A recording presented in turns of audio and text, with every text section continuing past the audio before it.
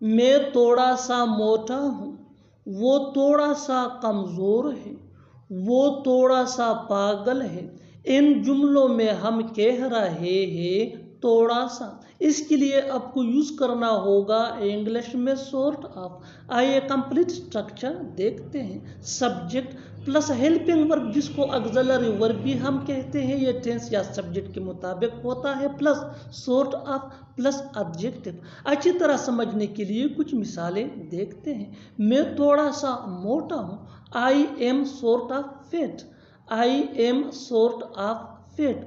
वो थोड़ा सा कमज़ोर है, he is sort of weak, he is sort of weak. वो थोड़ा सा पागल है, he is sort of mad, he is sort of mad. बिल्कुल फार्मूले को हम स्टेप बाय स्टेप फॉलो कर रहे हैं। आप भी इस फार्मूले के बेस पे ऐसे जुमले बना सकते हैं अंग्रेजी जुबान में आसानी से। That can be really helpful for you.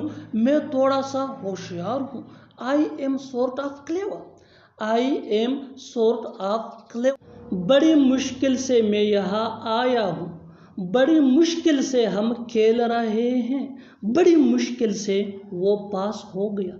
इन जुमलों में हम कह रहे हैं बड़ी मुश्किल से, यानी हर सेंटेंस में बड़ी मुश्किल से कॉमन है, मुश्तरक है, जो बार बार रिपीट हो रहा है हर सेंटेंस में। इसके लिए आपको यूज़ करना होगा इंग्लिश में with a great difficulty. With a great difficulty mean बड़ी मुश्किल से। आइए कंप्लीट स्ट्रक्चर देखते हैं। Let me explain. With a great difficulty plus comma plus sentence. Sentence ये सिचुएशन के हिसाब से या टेंस के हिसाब से चेंज होता रहेगा, जबकि विद अ ग्रेट डिफ़िकल्टी ये वही के वही रहेगा, विच मीन बड़ी मुश्किल से। विद अ ग्रेट डिफ़िकल्टी बड़ी मुश्किल से, यही हमारा फार्मूला है। अच्छी तरह समझने के लिए कुछ मिसालें देखते हैं। Here are some example for better understanding. Video को स्किप मत करना, अच्छी तरह समझने के लिए वीडियो को एंड तक ज़रूर देखना। बड़ी मुश्किल से मैं यहाँ आया हूँ, बड़ी मुश्किल से मैं यहाँ आया हूँ। With a great difficulty I came here, with a great difficulty I came here। with a great difficulty mean बड़ी मुश्किल से, I came here मैं यहाँ आया हूँ। बिल्कुल फार्मूले को हमने स्टेप बाय स्टेप फॉलो किया।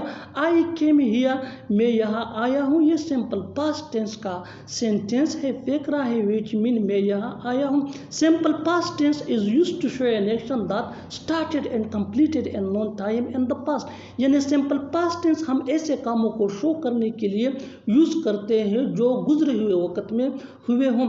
आई ये सब्जेक्ट प्रोनाउन है जो सिंगुलर फर्स्ट पर्सन के लिए यूज होता है, विच मीन मैं।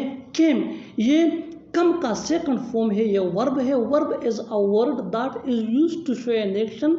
यानी वर्ब ये एक लफ्ज़ होता है जो अमल काम को शो करता है। हियर मीन यहाँ। With a great difficulty I came here यानी बड़ी मुश्किल से मैं यहाँ आया हूँ। One more example for better understanding. अच्छी तरह समझने के लिए एक और मिसाल देखते हैं। जितना ज़्यादा प्रैक्टिस करोगे उतना ही आपके लिए बेहतर है। बड़ी मुश्किल से हम खेल रहे हैं, बड़ी मुश्किल से हम खेल रहे हैं। With a great difficulty we are playing, with a great difficulty we are playing। with a great difficulty mean बड़ी मुश्किल से, we are playing हम खेल रहे हैं। we are playing ये प्रेजेंट कंटिन्यूअस टेंस का फेकरा है, which मीन हम खेल रहे हैं। with a great difficulty we are playing बड़ी मुश्किल से हम खेल रहे हैं। we ये सब्जेक्ट प्रोनाउन है जो प्लूरल फर्स्ट पर्सन के लिए यूज़ होता है। फर्स्ट पर्सन ये स्पीकर यानी बोलने वाले को कहा जाता है। आर ये हेल्पिंग वर्ब है जिसको हम ऑक्सिलरी वर्ब भी कहते हैं। ये प्रेजेंट कंटिन्यूअस टेंस में वी के साथ यूज़ होता है। प्लेइंग ये वर्ब का फोर्थ फॉर्म है। वी आर प्लेइंग हम खेल रहे हैं। Present continuous tense is used to show an action that continue right now or the at the moment of speaking, यानी प्रेजेंट कंटिन्यूअस टेंस ऐसे कामों को शो करने के लिए हम यूज़ करते हैं जो अभी अभी जारी हो, शुरू हो। अच्छी तरह समझने के लिए एक और मिसाल देखते हैं। जितना ज़्यादा आप प्रैक्टिस करोगे उतना ही जल्दी आप इंग्लिश सीख जाओगे। Practice is very important for learning, यानी प्रैक्टिस सीखने के लिए बहुत अहम है। बिल्कुल फार्मूले को हम स्टेप बाय स्टेप फॉलो कर रहे हैं। आप भी इस फार्मूले के बेस पे ऐसे जुमले सीख सकते हैं अंग्रेजी जुबान में। वन मोर एग्जाम्पल, बड़ी मुश्किल से वो पास हो गया, बड़ी मुश्किल से वो पास हो गया। With a great difficulty he passed, with a great difficulty he passed. With a great difficulty mean बड़ी मुश्किल से, विद अ ग्रेट डिफिकल्टी बड़ी मुश्किल से। ही पास्ड वो पास्ट हो गया। ही पास्ट ये सिंपल पास्ट टेंस का फेकरा जुमला है विच मीन वो पास हो गया।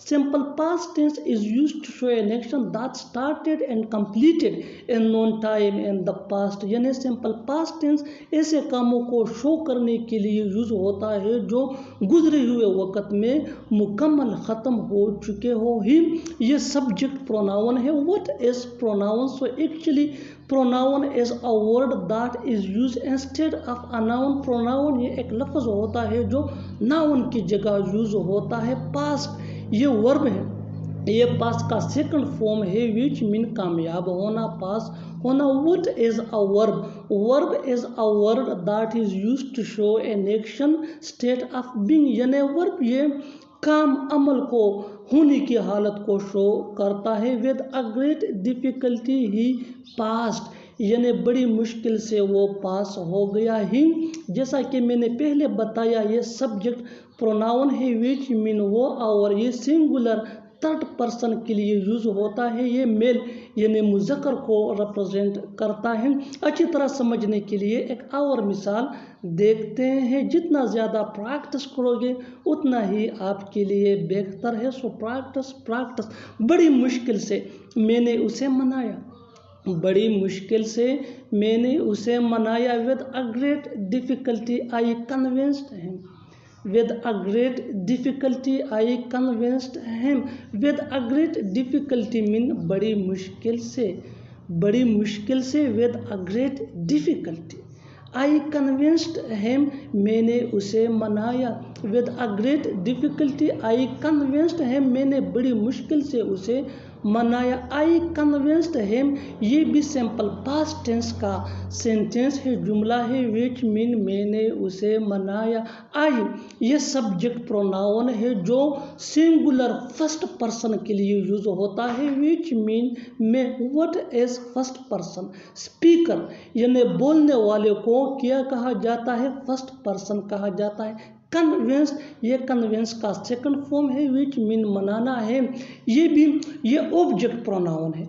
Object pronoun also use instead of an object noun. So object pronoun ये ऑब्जेक्ट नाउन की जगह यूज होता है। Here a question arise in mind that what's difference between subject pronoun and object pronoun. Subject pronoun और object pronoun में क्या फ़र्क है?